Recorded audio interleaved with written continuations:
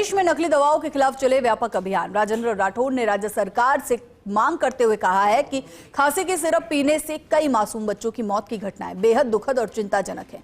जिस केसन्स pharma company की syrup से बच्चों की मौत हुई है उसे पहले भी कई बार ब्लैकलिस्टेड किया जा चुका है।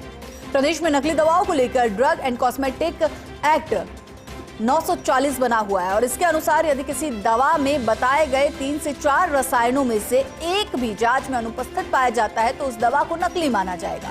सबसे गंभीर बात यह है कि food safety drug controller department ने परिभाषा तक बदल दी। ड्रग एंड कॉस्मेटिक एक्ट 1940 की परिभाषा को बदल दिया गया ताकि दोषी कंपनियों को बचाया जा सके। अब नए नियम के मुताबिक यदि किसी दवा में कोई एक भी सॉल्ट शून्य है तो उसे नकली नहीं माना जाएगा। ये सीधे सीधे आम जनता के जीवन से खिलवाड़ है। साथ ही साथ उन्होंने कहा कि मेरी सरकार से मांग है कि प्रदेश में नकली दवाओं के खिलाफ व्यापक अभियान चलाया जाए एवं संबंधित फार्मा कंपनी और दोषियों के खिलाफ सख्त से सख्त कार्रवाई की जाए।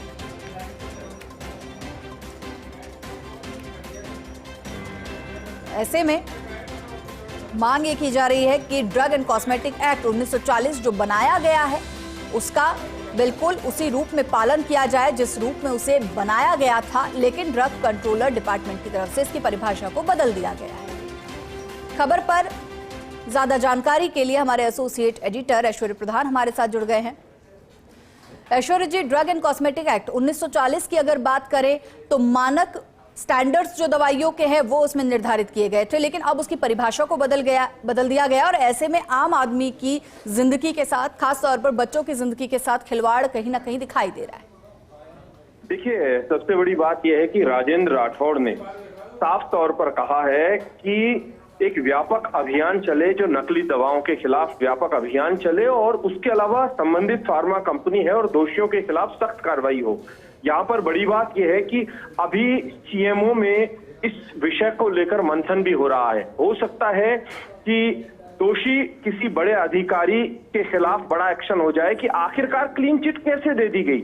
और ये जो चीज है बड़ा गंभीर विषय है। इस बात को मुख्यमंत्री जो है वो भी इस बात को पर सख्त एक्शन लेने वाले हैं, जो मेरे पास जानकारी मिली है। और मैं आपको बता दूं कि ये जो मामला है, बच्चे की जो मौत है, ये दुखद है, चिंताजनक है। ये राजेंद्र राठौड़ ने लिखा है और उन्होंने लिखा है कि जिस केसन्स फार्मा कंपनी की सिरप से बच्चों की मौत हुई है उससे पहले भी कई बार ये कंपनी ब्लैक लिस्टेड हो चुकी है। और प्रदेश में नकली दवाओं को लेकर जो एक्ट बना हुआ है, ड्रग एंड कॉस्मेटिक एक्ट 1940 जो है, उसके अनुसार यदि किसी दवा में बताए गए 3 से 4 रसायनों में एक भी जांच में अनुपस्थित पाया जाता है तो उस दवा को नकली माना जाएगा। और food safety drug controller department ने ड्रग एंड कॉस्मेटिक एक्ट 1940 की परिभाषा बदल दी ताकि दोषी जो कंपनी है उनको बचाया जा सके। क्या इस तरीके से दूसरी कंपनियों को भी बचाया गया है? ऐसे विषय भी हो सकता है सामने आए।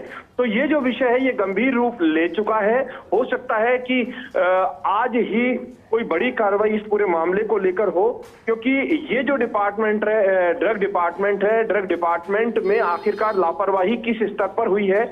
और इस पूरे विषय को लेकर मंत्री गजेंद्र सिंह खींवसर भी बेहद गंभीर है।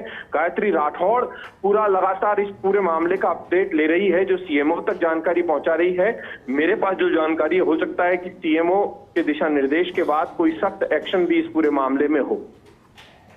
बिल्कुल। और साथ ही साथ ऐश्वर्य जी, ये भी जानना चाहूंगी कि जब कई बार इस कंपनी को ब्लैकलिस्टेड कर दिया गया था, बावजूद इसे परमिशन कैसे दी गई? ये भी एक बड़ा सवाल है। देखिए, बड़ा सवाल यहाँ पर यही पैदा होता है कि आखिरकार कौन वो अधिकारी था। लेकिन मेरे पास जो जानकारी है, कई बार क्या होता है कि उदाहरण के तौर पर फर्स्ट इंडिया किसी मुद्दे को उठाता है तो वो कोई किसी विषय की खिलाफत नहीं होती, सार्वजनिक हित का मुद्दा होता है। ऐसे ही भले ही पार्टी इनकी एक हो, लेकिन राजेंद्र राठौड़ ने जो बात कही है, उन्होंने कहा है कि दोषियों के खिलाफ सख्त कार्रवाई करें। उन्होंने सीधे तौर पर सरकार से आग्रह कर दिया है। तो दूसरी तरफ बड़ी बात यह है कि 11 साल लगभग वो चिकित्सा और स्वास्थ्य मंत्री रहे हैं। लंबा पीरियड है, लगभग 11 साल जो मेरे पास जानकारी है। तो भैरव सिंह शेखावत सरकार में मंत्री रहे, उसके बाद वसुंधरा सरकार में मंत्री रहे, चिकित्सा और स्वास्थ्य विभाग उनके पास रहा, तो उनको भी अच्छी खासी जानकारी है। तो ऐसे में उन्होंने भी अपने लिहाज से आग्रह भी किया है, सलाह भी दी है और टेक्निकली अपनी बात भी कही है। और इस विषय को लेकर मुझे जो लगता है कि आज बड़ा एक्शन होगा। आखिरकार कौन वो अधिकारी थे जिन अधिकारियों ने क्लीन चिट दे दी या रास्ता निकाल लिया बचाने के लिए। और क्या इस तरीके के और भी मामले हुए हैं? क्या RMSCL में और भी बदलाव की जरूरत पड़ेगी? RMSCL में भी बदलाव की जरूरत पड़ेगी क्या?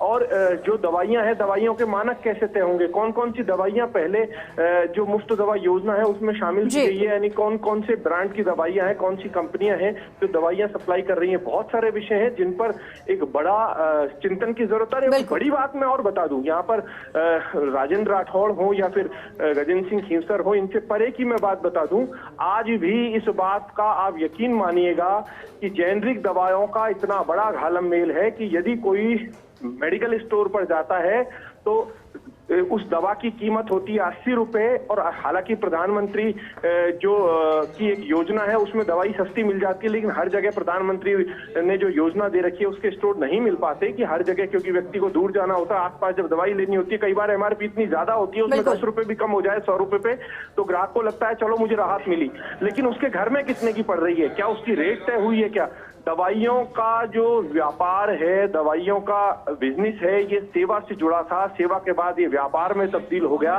तो ऐसे बहुत सारे विषय हैं जिन पर होमवर्क करने की जरूरत है। बिल्कुल ऐश्वर्या जी, और कहीं ना कहीं जब इस तरह के सवाल उठते हैं तो उस पर जांच होना भी लाजमी है। बहुत बहुत शुक्रिया आपका इस जानकारी के लिए।